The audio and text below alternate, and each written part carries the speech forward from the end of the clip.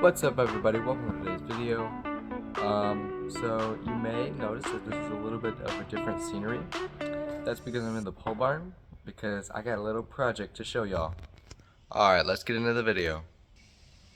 So this is what I've been working on. It's quite large, around 4 feet by, I'm not sure how tall it is, I forgot. But I've got all this wood up in there because I'm planning on how it's gonna look. And this is a reptile enclosure. I'm going to be getting a new creature. You don't get to know until way later.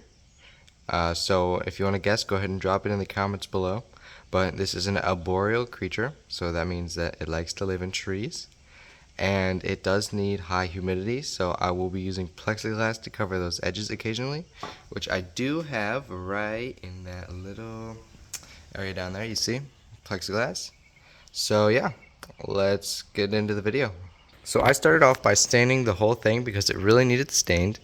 Then I went ahead and put a polyacrylic coat inside. So on the whole entire inside of this tank, from the top to the bottom, there's a polyacrylic coat, which is basically a thin layer of plastic that'll cover it and make sure that water won't get in the wood. But I've decided that that is not enough for the bottom because there's going to be a large amount of water probably up around to here, and the substrate will probably be up to here. So I need to make sure that that properly gets covered, so that water cannot get into the wood and damage the wood. And since it's going to have such high humidity, it will have to have that water down there. So I'm going to solve that problem by doing something I haven't really seen before, actually. I don't think I've seen anyone actually using this method, but I believe it'll work. It should work just fine. Alright, let me show you what that method is. I'm going to be taking a rectangle from this big old pond liner.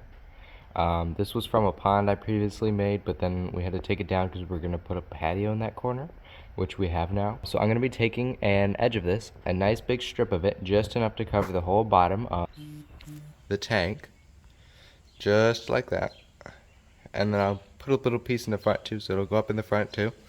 And we'll cut along the corners so that we can put it right up in through there.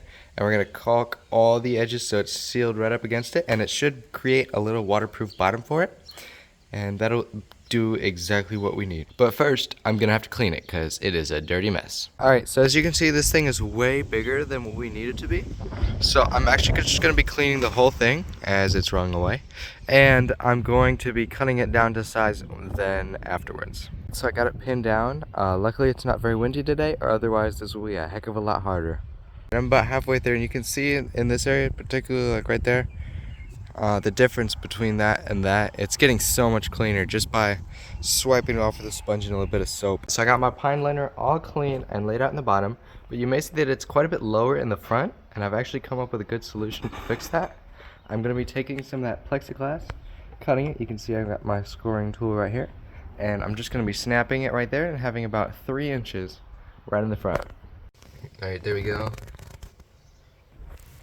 I got the liner in. Don't mind that it looks really bad. That's actually way better than I thought it was going to be. And I'm going to clean it up with some paint and whatnot. I just got 2 buckets of lava rock, black gravel rock.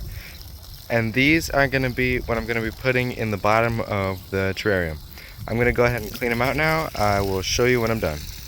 See how water's just going in there very easily? That's actually what we want because this is going to be our drainage layer. So this is going to be in the bottom of the tank, and it's going to be what holds water so that it easily keeps humidity in the tank. Look at all the metal that comes out of this. Every time I dump another bucket like that. So I added some more silicone just to make sure that this edge is secure, so we're not going to get water underneath this. And it doesn't look too bad. I don't really care as long as it works. And now I'm going to be adding the substrate. Just mixing up some coconut. Just cooking some cocoa fiber. This is some Eco Earth. It comes in a couple bricks. You're supposed to soak it in water. It's compressed coconut fiber. You just put it in water and you let it soak up, and it expands quite a bit. this is going to be one of the main parts of my substrate. What's up, everybody? So you may wonder why it looks so gross with all this stuff. I actually don't want to touch it because that's not cured yet. Oh, I just touched it anyways. You shouldn't touch it. This is spray foam, which is just an aerosolized version of super glue, and I'm going to use it to spray all these places, and then I'm going to take my knife and I'm going to carve it away, and I'm going to put silicone over it and then cocoa fiber, so it should camouflage it all in and it should glue it in. I did this one yesterday, and so did this one, and this one, and you see how sturdy those are. So now I'm putting some pots in so I can have some plants that drape down. And this thing is just going to look so good once I'm done with it. The silicone down here has fully cured now, so this is all waterproof and ready to go. I'm just going to do the spray foam in the top, and then I should be ready to start actually doing substrate. I'm also going to be adding some small trailing things like this. Those should make it look a little bit like vines, and they'll also just be something else for the creatures to climb on. So yeah, I'm going to go ahead and do that now. I will show you when I'm done. I just had to take a second to show you how cool this spray foam stuff is. Let me get it right.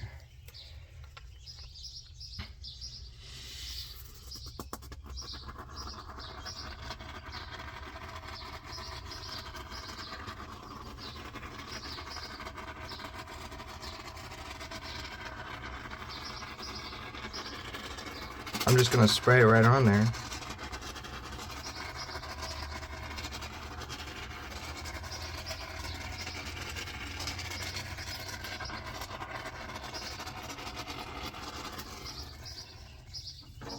And it's just going to act like glue and hold my pot right on.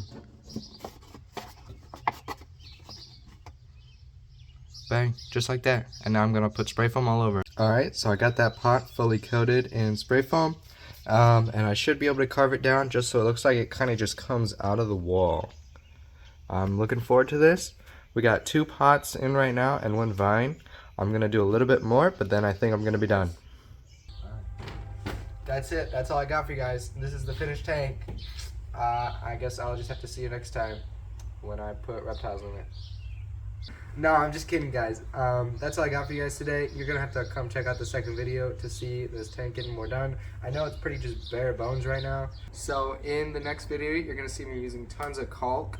This is 100% silicone, which I use that for everything, so the reptiles don't lick it and then die. I'm not actually stupid. This is going to be put on all that, and then cocoa fiber is going to be pressed on that. And you're going to see me starting to add a couple plants. So yeah, stay tuned to see what reptiles I'm going to put in this tank and what I'm going to do with it. So that's about all I got for you guys today. So make sure to like and subscribe, and I will see you in the next one.